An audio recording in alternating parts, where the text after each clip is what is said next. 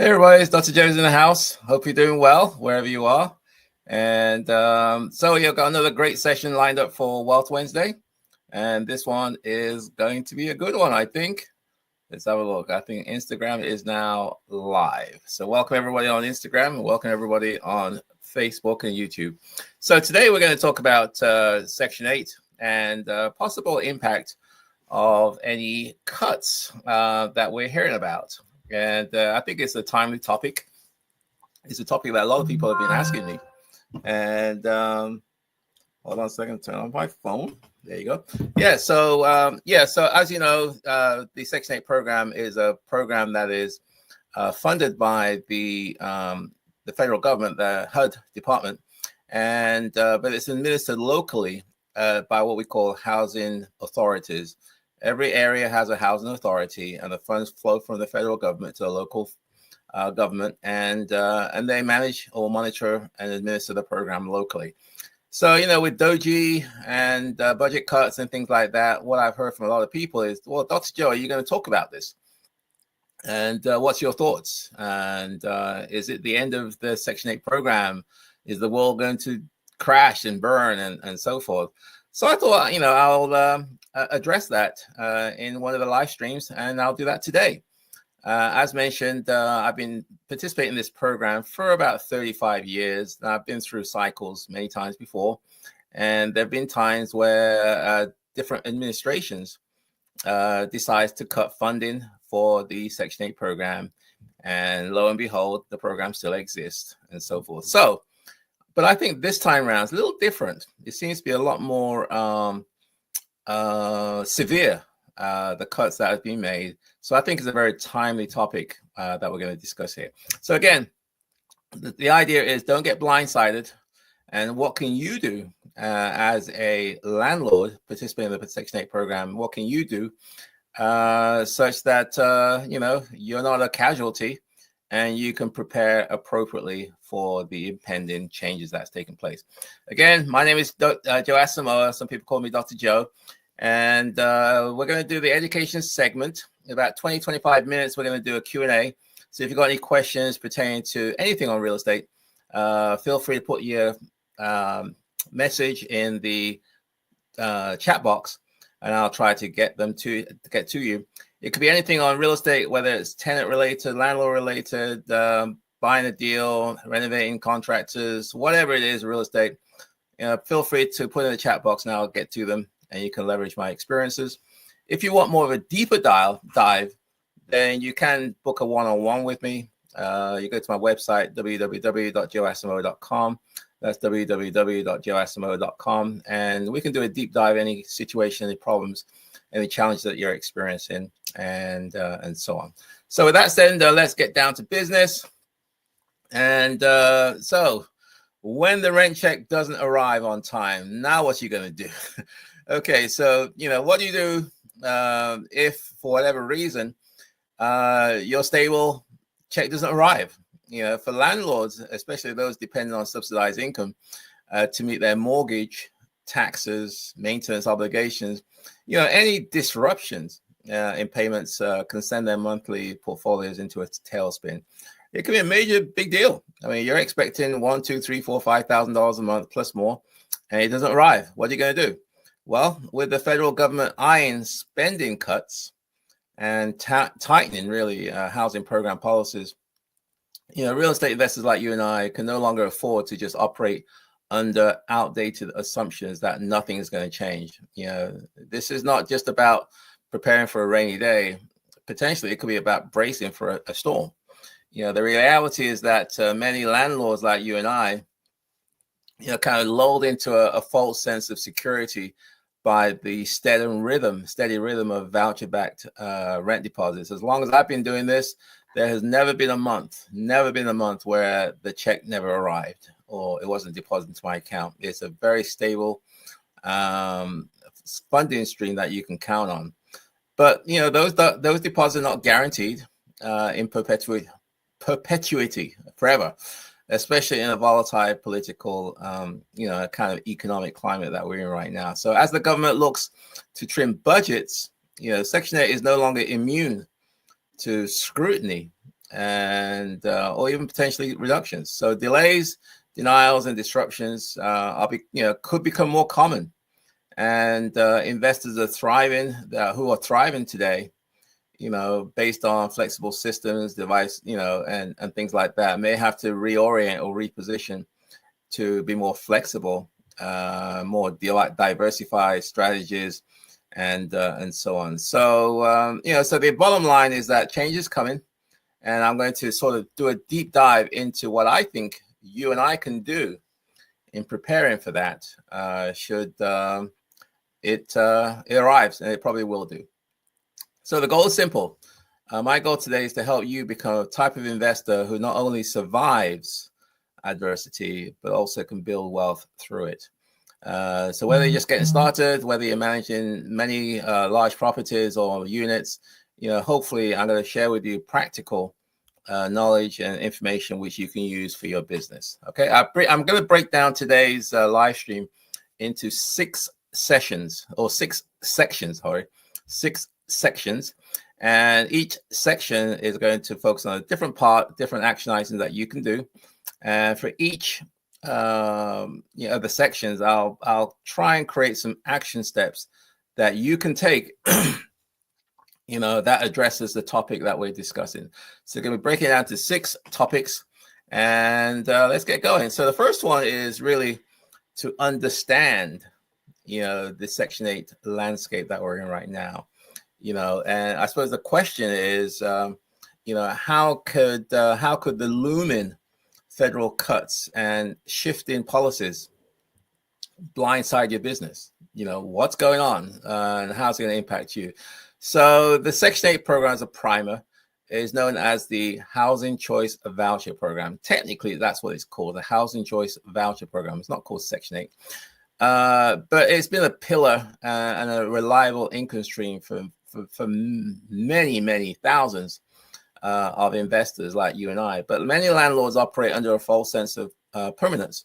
So as the budget tightens and the political winds shift, what's going to happen is that local authorities, these ones who are, or local housing authorities, who are the ones that administer the program locally, they're going to have to make some tough decisions in terms of what are they going to do now that their funds are cut or budgets are being reduced. What are they going to do? And depending on the housing authority that you're in, they may take different actions. Some may decide to cut the number of people they're going to serve. Some may decide they're going to cut the number of staff in their housing authorities. Some may make it easier to get people off the program, i.e., you can only be on the program for 1, 2, 3, 5 years, and then you're off. I mean, there's different ways that they could do, given the realities that they have to do with less money. I mean, it's just pure math. So, I've been through some of this before. So in recent years, if there's fewer people to do the same amount of work, then as an investor, as a client of the Housing Choice Voucher Program, as a landlord, you may be more difficult to get hold of people. Your wait times for things like inspections, administrative tasks, it's going to take longer. Or they may decide they want to weed some people off this program, so they make some stringent conditions. Before they approve leases or before they renew people. Again, I don't know. These are all speculations. In some cases, they may even have delayed the time that you get your rent. So instead of arriving on the 1st or the 2nd, it may be the 10th, the 15th, the 20th. And if your mortgage is due on the 5th or the 1st or whatever it is, your rent's not going to show up till the 15th or 20th or 30th, then you could run yourself into some cash flow issues. Again, it just depends on how it's administered local. And what are you going to do if that happens? What's the impact for you? So the investors who aren't prepared, those ones who think it's going to be okay, or those ones who want to kick the can down the road and pretend nothing's going to happen, you may end up in a situation where you're unable to cover your mortgage payments because your money is not coming in. And if you don't have reserves, then you could have a cash flow issue. So, obviously you need to have some reserves to cover these rainy day situations. So while more seasoned investors, these are the ones who hopefully are more proactive, now is the time to start establishing these contingency plans. Maybe diversify your income streams, and you start developing relationships with housing authority officials. Okay, so understanding the current and future landscape is step one. And ignorance is not bliss. Ignorance, in fact, is very risky, and it can be very expensive. So now that we've addressed part one, which is just understanding the landscape, I'm going to share with you some action items that you could possibly take. You may want to contact or subscribe to some of the activities at your local authorities. Understand and follow the policy announcements that they make, because again, this program is administered locally. So what's going on in Washington, D.C. may be very different to what's going on in Dallas or Phoenix or LA or whatever it is. So understand what the local policy announcements are making. Monitor any legislative developments at the federal and also at the state levels regarding housing assistance. I think there was talk about maybe using block grants where they're sending more money away from the federal level, more to the local state levels to administer some of these housing programs. So you need to be aware of those things. Maybe join some landlord associations or some online forums where you can stay informed. And also, I would suggest that you establish some direct contact with your housing authority officials. Start developing some relationships now so they can give you some insights as to what's taking place. So that's number one, which is understanding. I just talked about the action items you can do. And so we're going to go on to number two. So again, wrapping up number one, which is understanding the Section 8 landscape, which is what I've just done. Next thing we're going to talk about is part two. And I'm going to talk about the lease, leases. We all have leases with our tenants. And the reality is, can your lease withstand the changes that's going to take place? I suppose the question is your lease strong enough to survive the coming shakeup? Okay. And many people have these sort of template leases, the ones you get from the, Walmart or somewhere like that. It's got a couple of pages and it's very generic, and that's what they're using. My lease is 20 pages. Okay. And it's very detailed, very thorough, and it lets people know exactly what you can and can't do, what's my expectations for my tenants. So what kind of lease do you have? And does the lease that you have be able to cover some of the situation or address some of the situations that's coming down the pipe? So many landlords, as I said before, use what I call boilerplate leases that really don't account to anything. They don't really address some of the nuances of subsidized tenants or Section 8 programs. So when policies change and the payments slow down, these landlords are kind of left scrambling because their lease doesn't address situation about what happens if the payments slow down, what happens if the payments are late, what happens if the tenant doesn't recertify on time, what if the tenant doesn't comply with the housing authority Section 8 policies. Your lease doesn't address those things. If it's these boilerplate things, it's got to be very thorough, very detailed, and address these situations which are unique to the Section 8 program. So smart investors include clauses that address things like delayed payments. When is rent considered late? If it's late from the housing authority, what does that mean? It doesn't address inspections. When inspections are done, there are usually things that are the responsibilities of the landlord, and there are certain things that are responsibilities of the tenant. Does your lease address those things?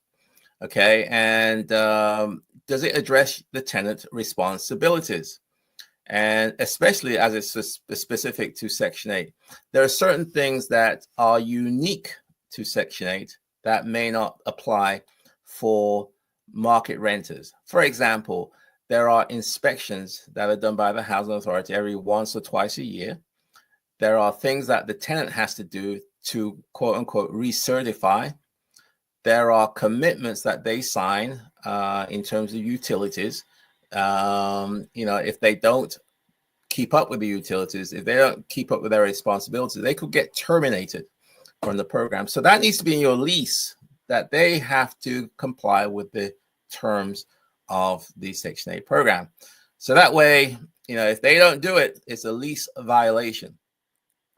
So the clauses, these are invaluable, especially in managing your tenant relationships and also maintaining your leverage. For example, one successful investor, that I've met includes a contingency clause that outlines what happens if the housing authority delays payment for more than, let's say, 10 days. Okay, does your lease have that?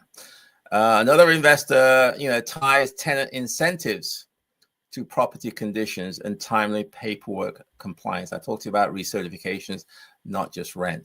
I had a tenant once whose rent portion was 0, and she failed to recertify. So she was terminated from the program eventually, and therefore the entire rent went to her. And obviously, if she wasn't paying 0, if she was paying 0, she couldn't afford the rent at that time. But my lease addressed some of those things. So I was able to start the eviction process early rather than waiting. Again, that's the benefit. That's the value of having a strong lease that addresses some of these things. So these proactive steps, in my opinion, creates accountability while protecting your landlord, that's you, financial position. A lease isn't just a document. It's really a shield. And in uncertain times like we're going into, it should be crafted accordingly. So make sure your lease is thorough. Revisit your lease. I think you can buy my lease if you like to on my website. Again, I'm not trying to sell that, but my lease is 20 pages. It's very thorough. It's very detailed. It addresses a lot of these things that I've talked about today. So what are some of the action items that you can take as it pertains to leases? Include specific terms and conditions, the unit conditions, tenant paperwork, and recertification responsibilities. That should be things that you could be including in your lease. Work with an attorney who's knowledgeable of your state level laws, and he's familiar with Section 8 regulations to quote unquote future proof your lease, make sure it's strong, and conduct annual lease reviews to ensure that your lease remains legal and practical and is effective during these difficult times. I say it's important to have a strong lease, but what's more important is to have a good relationship, in my opinion, with your tenants. Because if you have a good relationship with your tenants, a lot of the issues, can be resolved because you can work together. You are working, I won't say harmoniously, but there's there's a desire to work together as opposed to having an adversarial relationship with your tenant. So I tend to, as you know me, I tend to, work on trying to make sure my tenants are happy, make sure that, they see me as a good landlord, a caring landlord. And therefore, when we do have problems, and we do have problems every now and then with my tenants, we're able to work it out in the spirit of cooperation. It's not, I'll see you in court, or I'm going to take you down to the housing authority and so forth. That's not the first step that they typically do. Okay, so that's number 2 about the lease. And let's go to number 3 of 6. And that is building a financial buffer. Building a financial buffer. So the question is, how long could you or could your portfolio survive without rent? For a lot of people, that is they can't survive more than a month or even less than a month. So, I'm going to talk about building a financial buffer, which means like reserves and things like that. So, cash flow is king. It's very important until the cash stops, and then it becomes deadly. So successful investors like you and I plan for interruptions by building financial buffers. into the business model, having a rainy day fund. Okay, this could be in the form of, say, 6 months worth of mortgage reserves. Some people do 3. If you're able to do, you may want to do more, especially during these uncertain times. 6 months, I think, seems fair. Some people, try to get access to a line of credit. So if you got some properties, now may be a good time to establish a line of credit, a HELOC, home equity line of credit. You don't have to use it if you don't need it, but it's good to have it just in case you need it. So now will be a good time to start establishing a line of credit, or now is a good time to sort of diversify your income streams. Maybe you do some vouchers and some non-vouchers, or you diversify across different housing authorities just in case it gets implemented differently. So, one investor shared with me, how a delay in her housing authority payments nearly crushed her. But she fortunately had a line of credit, HELOC, which is already in place, and therefore she tapped into that when the rents were delayed. So instead of the rents coming on the 1st or the 2nd, it was coming the 15th, the 18th, the 20th, and the mortgages still had to be paid. So she tapped into the line of credit to pay the mortgages, and when the rent came from the housing authority, she then replenished or paid back the HELOC. Okay, but she had access to a credit, and therefore she was able to survive. If you have a turnover, which can be very expensive, and now you may have several weeks or months of no income, that could be very, very costly, and so forth. So HELOCs are a really good way to hedge your bets, and so on. Another thing is to create like a Section 8 rainy day fund, which I kind of alluded to earlier on, where every time they get paid the rent, they assign 10%, let's say, of that total amount into a rainy day fund. So they call it like a forced savings, a separate account where every time they collect rent, a certain portion of the total rent gets put into this rainy day fund. And as time goes by, that rainy day fund gets built up, and eventually it's quite healthy. So in the event an emergency arises, they have some money set aside for situations like that. So that's sort of a Section 8 rainy day fund, and they use like 10%. If you can do that, that's fine. If you can only do 5%, fine. If you can do 15 or 20%, it's even better.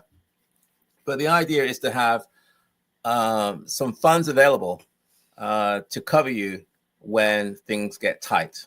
Okay, so these strategies I've just talked about, just not about saving money. They're really about preserving your sanity and your solvency during these difficult times. So what are some of the action items that you can do as it pertains to building a financial buffer? Well, you can open a dedicated reserve account for each rental property. Something you could do. You can set aside a certain percentage, say 10% of all Section 8 payments towards a contingency fund. So you don't have to put it all in, but you set aside a certain percentage and start building slowly.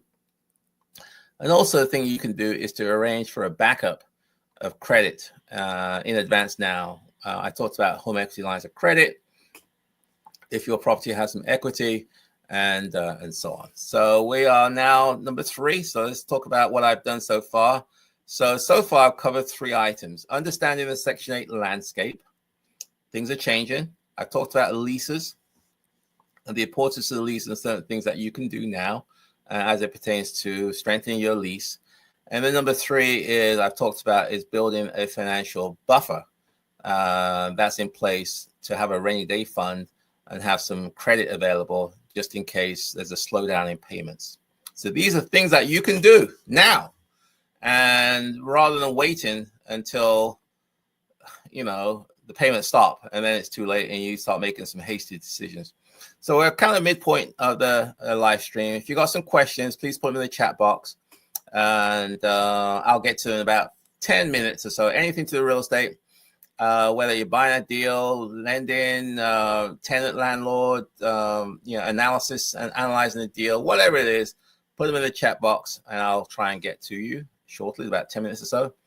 And if you want more of a deeper dive where we can go into one-on-one time with me for an hour, then you can go to my website, www.joeasimo.com, www.joeasimo.com, and press the button that says Ask Dr. Joe, Ask Dr. Joe.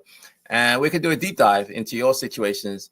Just did a great one, a few days ago. In fact, I got one tomorrow, where we're talking about deep dive into a scenario that they're facing about tenants and how to deal with difficult tenants and strategies you can do to turn around a adversarial relationship and hopefully become a positive relationship whereby it creates a win-win. I mean, that's all possible. That's going to be a deep dive because obviously we're going to go to a lot of detail. But, whatever your situation, you book a one-on-one with me. I'll be more than happy to share my 35 years worth of experience. There are a whole lot of scenarios I haven't seen that hopefully I can help you avoid making what I call unnecessary mistakes. Okay, let's keep going. We're going to number 4, which is communications. I talked about communication a few seconds ago, building rapport with your tenants. And communication is absolutely important because it builds trust and hopefully it can help you retain your tenants. I know some of you guys have a relationship, a situation whereby I don't want to see my tenants. I don't want to know my tenants. I don't care about the tenants. All I want is their money. That's it. Just keep it simple. As long as you pay your rent, we're all happy. I don't want to see you, know you. I don't care about you. Just make sure you pay your rent. That may be okay for you, or maybe okay in good times, but in bad times, it's not okay because communication is the key, and so on. So the question is, would your tenants work with you or against you in a time of crisis? Okay, we're going to go through turbulent times. Are they going to work with you, or is it every man for themselves, every woman for themselves? And I think that if they work with you, you tend to get a lot further. If it's every man for themselves, it's not very productive. Okay, so great landlords know that how to communicate and or know that communication is just as important. It's not just, how you communicate, but what you communicate. And a lot of lands are very condescending to some of these tenants. You're just a voucher holder. You don't have any money. You're just living off society. And it's very condescending, very arrogant, and that doesn't build trust. And so how you communicate is very, very important. During these times of policy changes, payment delays, or inspection backlogs, the tenants is going to be worried just as much as you are. I mean, are they going to be able to stay in your home? Are they going to have their funds cut? Are they going to have to be making more payments? How's it going to impact them? They're anxious just as much as you are. So savvy landlords keep tenants informed. Okay. When you get information, if it's relevant, share it. Set realistic expectations and try to work together to resolve challenges. It's a partnership almost. And I see it that way. A lot of you don't see it that way. It's an adversarial relationship. So, one experienced, landlord in DC, sends quarterly newsletters. I check in with my tenants. I do inspections every 6 months. I have an assistant that checks in every 3 months just to make sure everything's okay. And, this person did a quarterly newsletter. I'm not saying you should do that, but I'm just saying that communication is important. And, making sure that they're okay, make sure that they're happy, making sure that, they're not going to leave you and you're going to have a turnover and so on. So, you may want to conduct, in-home inspections, maybe once every 6 months or so. And make sure your tenants are happy, checking in with them. This is simple. It's practical. It's something that you can do if you have the attitude and the mindset to do that. And, but it can sort of generate goodwill. And, you can address problems proactively. So you'll have fewer complaints and you have more cooperative responses, more cooperative tenants, and hopefully there's less disruption for you. In contrast, we've heard from other landlords who avoided contact altogether. They don't want to see their tenants. They don't want to hear from them. And, that lack of communication may be okay until something goes wrong. And then you're going to have dealing with angry tenants, upset tenants, uncooperative tenants. And that's going to raise your stress level immensely. There's a lot to be said for what I call peace of mind. Having tenants who just doing the right thing, and but when you're stressed out, you got tenants from hell all over the place. They're playing you. They're taking advantage of the situation. It's horrible, and they're laughing at you. They know more about the law than you do. They're taking you to landlord tenant court, and they're calling the housing authority on you. That's too stressful. Anyway, so what are some of the action items associated with communications? I would suggest you want to schedule quarterly or biannual home inspections. And, I do that. If you're in the DC area, maybe you can, I may be able to help you there. Establish clear, calm communications protocols during payment delays. So you want to let the tenants know, hey, I haven't received the rents from the housing authority. Maybe you can check in as well, and so on. Use text messages and email platforms, to provide updates to your tenants during difficult times. So again, communications. The idea is not to be playing in the dark. That's number 4. So let's go on to number 5. I've got 5 and 6 left. So number 5 is talking about navigating inspections and bureaucracy. Navigating inspections and bureaucracy. And I suppose the question is, are you losing rent because of failed inspections and red tape? Are you losing inspections, or are you losing rent or money because of failed inspections and red tape? What I mean by that is that as part of the program, every year or 2 years, depending on where you are, the housing authority has to do an inspection of your property. And if you fail the inspection, they usually give you one chance to take care of it. However, if you don't take care of it, you can have your payment stopped. So you want to make sure that you don't fail your inspections. And a lot of the issues, it's what we call abatement. They put your money in abatement. You're not getting it back. It's gone until the issue is addressed. And when they're having cuts, they may cut staff. So it may take longer for you to have your inspection again, which means that if you're cut off, you may stay off for a longer time. So there could be delays to your payments. And that essentially will give you greater cash flow reduced cash flow, I suppose. It's a cash flow killer. How about that? But a lot of this thing is preventable. Landlords who succeed in this space, like me, I treat inspections like a sales presentation. I treat it seriously. I ask my tenants to prepare the unit. I incentivize them to pass the inspections. I train the tenants, a lot of these on what the inspector is looking for, and therefore they can be proactive. We can understand if there needs to be any repairs. We can do those repairs before the inspections, and if necessary, follow up with the inspector just to understand if you did fail, what you failed for. So that way, when you fix it, you're going to pass, and it's not going to interrupt your payment flow. So, another investor shared how she developed a pre-inspection checklist. Okay, so they have an idea. They know what the inspector is looking for. They're going to check the windows. They're going to check the doors. They're going to flush the toilets. They're going to turn the burners on for the stove. They're going to check the refrigerator. There's a whole bunch of health and safety things that they're going to do as part of this Section 8 inspection process. So she's developed a pre-inspection checklist, and they go through that before the inspection. Or if she doesn't do it, she gets the tenant to do it, or gets the part of a maintenance crew to do it as well. Again, proactive.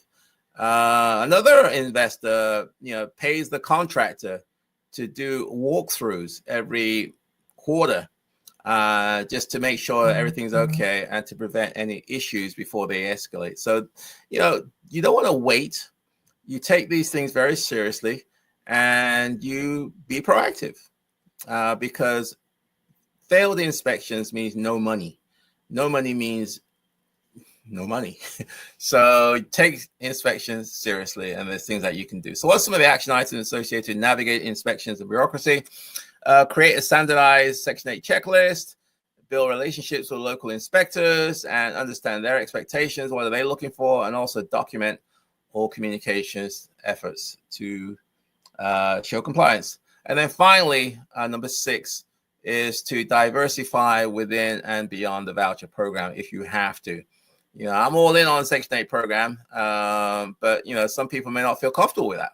They may want to diversify, have some Section 8 tenants, and maybe have some market rate tenants. So the question is, what's your plan if Section 8 suddenly dries up? I don't think it's going to dry up. I don't think they're going to can the program. I think they may reduce the funds, but that's because there's too many families out there that depend on housing. I don't think they're going to throw out on the streets, women and children. Well, I hope not anyway, but you never know. So the question is, what's your plan if Section 8 suddenly dries up? So even the most Section 8 dependent landlords are now exploring diversification. I'm not saying abandon the program. You may want to balance it, with other things like midterm rentals or, short-term rentals or corporate housing. I mean, there's lots of different niches where you can explore, so that way you minimize your exposure to the Section 8 situations. Other people may have rentals in other jurisdictions, so they spread it across multiple jurisdictions. So they're not sort of limited to just one housing authority, because the implementation it'll vary from housing authority to housing authority. So they'll buy properties in different housing authorities to kind of spread their risk around. And, this helps in many ways. And but the other thing is to develop relationships with your housing authority. And hopefully those relationships will help you during turbulent times. So what are the final action items? Evaluate other types of tenancy, market rate, insurance, student, or traveling nurses. They're all income streams potentials. Diversify across multiple housing authorities. And also test Section 8 alternatives in strong rental markets. So in conclusion, the bottom line is we need to secure our future financially before the shakeup hits.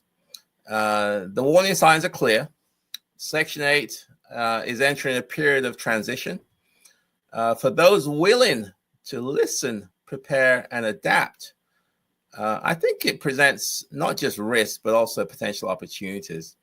The most successful investors, they don't wait until the storm hits to take action. They put up the shutters early. They're proactive. They review their game plan, they establish game plans, and they position themselves to not just survive, but also to expand. Time and time again, the difference, I think I found anyway, between a struggling and a thriving landlord, really just comes down to preparation. Those who have built buffers, stayed informed, adjusted their leases, maintained strong relationships with their tenants, they're able to weather the policy changes and the payment delays that may happen. Well, those who don't do any of this stuff, just bury their head in the sand, pretend it's all, going to go away. Many were forced to sell their properties, take on avoidable debt because they were into a cash flow issue, or they just exited, they sold it, altogether. They went out. So as we face an evolving housing policy environment, one thing is certain, the Section 8 of yesterday may not be the Section 8 of tomorrow. But the change doesn't have to be your enemy. With the right strategies in place, change can be your advantage, to your advantage. The question is, are you ready? It's not a drill. The warning signs are out there. The market is shifting. Now is the time to get your act together, learn from other people, hopefully, make the changes necessary so that you can thrive and not just survive during this turbulent time. So take the steps now, protect your properties, protect yourself, protect your income streams. And that, my friends, is the end of today's live stream education part. We're going to go to the Q&A in a second. If you've got some questions, please put it in the chat box and I will get to them shortly. Anything to do with real estate, put them in there. If you want to send me an email, you can email me at joe@joeasamoah.com, joe@joeasamoah.com. And if you want to book a one-on-one with me where you can do a deep dive into any topic pertaining to real estate, you go to my website, www.joeasamoah.com. That's www.joeasamoah.com. And you can press the button that says Ask Dr. Joe, and you can schedule a one-on-one with me. Those sessions are really good. Really, I really enjoy those. Diving deep into situations that we really can't do during the during the segment here. But with that said and done, let's get down to the Q&A. And let's see what I've got here. We have Dow2, and Dow2 is saying, greetings from Phoenix, Dr. Joe. Hope you're doing well, Dow2. And let's have a look. Nestor Can. I'm not on the Section 8 program as of yet. I plan to have a Section 8 tenant by August. Okay. Is there anything I should know about moving forward? Yeah, I mean, if I don't know where you're based, Nestor, but I think it'll be a good time to try to develop some relationships with your local housing authority. If they have any like orientation meetings, or if they have any landlord education sessions, you may want to attend one of those and learn more about how it's administered locally. And also you can start developing some relationship with some of the people. I think that's worthwhile. Get to know who the players are. I think it's important to have a good lease. I think it's good to check your mindset, and what's your customer service, approach is.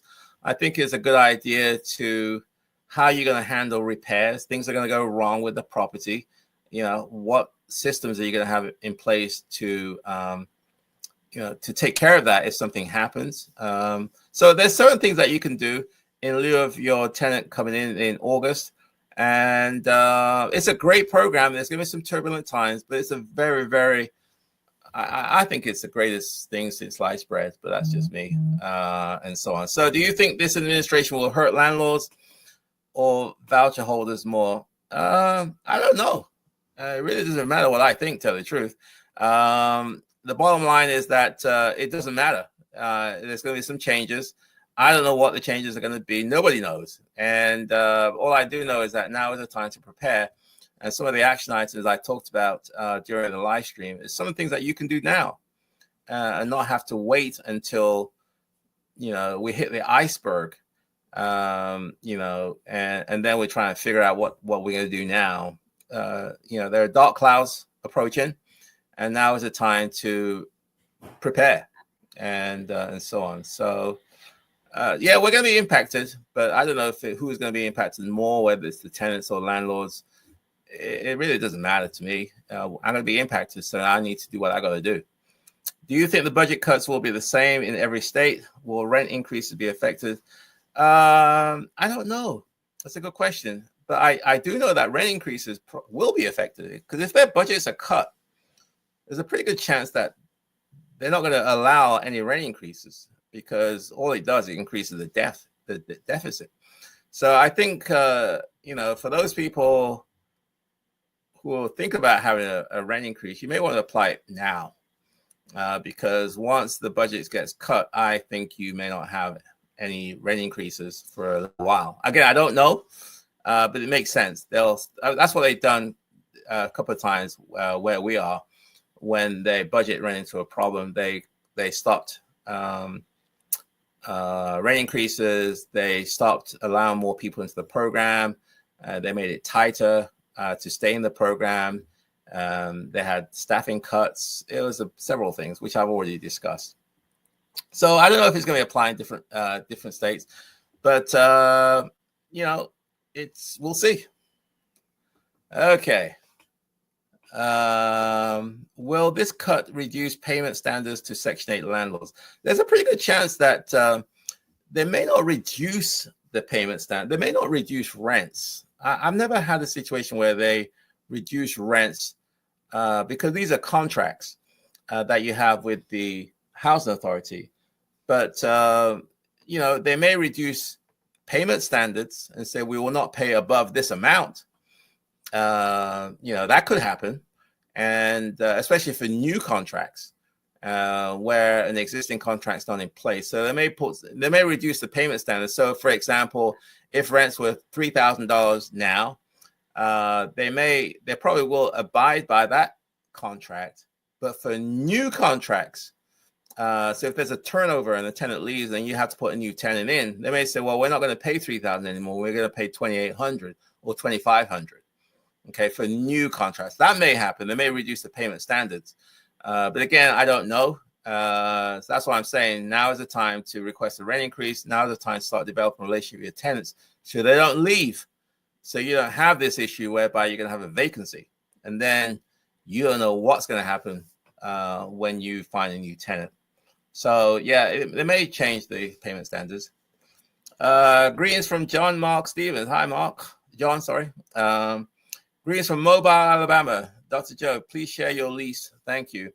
You can go to my website and you can purchase the lease. I forgot what it is. There's a bundle. I have a bundle there where you can get the lease. You can get the, I think, inspections. There's a few documents which I use. Tenant rules and responsibilities and things like that. I think 5 or 6. So you can get that, or you can shoot me an email, and we'll see. We can do it that way. So email is joe@joeasamoah.com, joe@joeasamoah.com, and but you don't want one of those Mickey Mouse leases where it's a couple of pages, and it's so generic, it's worthless. You want something with some teeth in it, and that's where my lease comes in. Okay. I like to book a session. Okay, digital nomad, no problem. I would say go to my website, joeasamoah.com, joeasamoah.com, and there should be a link there for Ask Dr. Joe, and you can press the button there and book a session. And let's do a deep dive, digital nomad, and whatever topic you want to cover. As you can see, I've been doing this for a little while, and so on. Ty, do you do annual leases or short-term lease terms for your Section 8 tenants? The way the Section 8 program works is that it's a 1-year contract. You have a 1-year, what they call a HAP contract, and that's for 12 months. And after that, it goes to month to month. So that's how they do it here in the Washington, D.C. area. It's 1 year, then it's month to month thereafter. So that's how I do it. And my lease reflects that. And, if the tenant wants to leave after 12 months, then they can. If they want to leave before 12 months, normally they can't. Normally Section 8 won't allow it, unless it's really, emergency type situation, or there's a failure somewhere on the part of you, the landlord, or something happened to the tenant or whatever. But usually it's 12 months, and then it's month to month thereafter. So that's how I wrote that's how my lease is structured.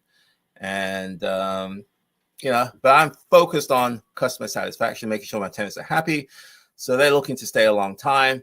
My longest tenant is 28 years now, and I have 15-year tenants, 8-year tenants, 12-year. I spoke to one of them yesterday. She was 16 years with me, and so on. Yeah, it's great when you get the right tenants who are happy, and there's no drama going on. It's a good business. Okay. Hey, Charles. Hi, Charles. Hey, Dr. Joe. Thanks for sharing your knowledge. Are you aware of how Section 8 program may change in DC from the proposed federal budget cuts and how DCHA may react to these changes? Yeah, the short answer is I don't know. And all I do know is that changes will be coming. And typically in the past, I mean, some of these things are pretty obvious. If budgets are cut, which they will be cut, okay, I don't think we can fool ourselves in thinking that the budgets are going to increase. It's going to get cut, which means that they're going to have less money. If they have less money, they're going to have to, do something to bridge the gap, which means that they're going to either cut their staff, so staff level may go down. If staff levels go down, it means that fewer people have to do the same amount of work, which means that there's more delays getting things answered, questions answered, more hoops you're going to have to go through. If you don't know anybody, good luck with that. And so on. So that's probably what's going to happen.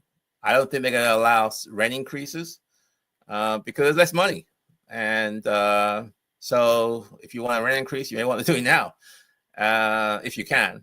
I don't think they're going. I think they're going to try to cut people off the program, which means that if you're not complying with the program, it's easier for them to cut you off, whether you're a landlord or a tenant. There's a bunch of different things which could happen. I don't know which one or if any of them will happen, but all I do know that is that now is the time for us, savvy people like you and I, to prepare. And that's the purpose of today, is to be proactive so that if things happen, we're not sort of scurrying around trying to figure out what to do. And that's the reason why I try to do today's session, is to give you some action items that hopefully you can do now before the storm arises. Good question, Charles, and so on. Hope you're doing well. Hi, Dr. Joe. If an inspection is scheduled by a housing authority, is it better to wait until it passes before requesting a rent increase? If this is John, I think this is Johnny in DC. The way DCHA operates is that you cannot request a rent increase if you failed an inspection. They won't approve it. Let's just put it that way. So you want to make sure that you submit your rent increase after they've passed the inspection, either the first time round or on the re-inspection. So if you have an inspection, let's say June the 1st, let's just say, and it passes, then you can submit your rent increase then. If it fails on June the 1st, then what you want to do is to fix the problems as soon as possible. And in DC, you can request a re-inspection earlier. You don't have to wait 30 days. You can request it when the work is done. And so you can request you can request a re-inspection as soon as possible. And then assuming that it passes, then you submit your rent increase. Okay.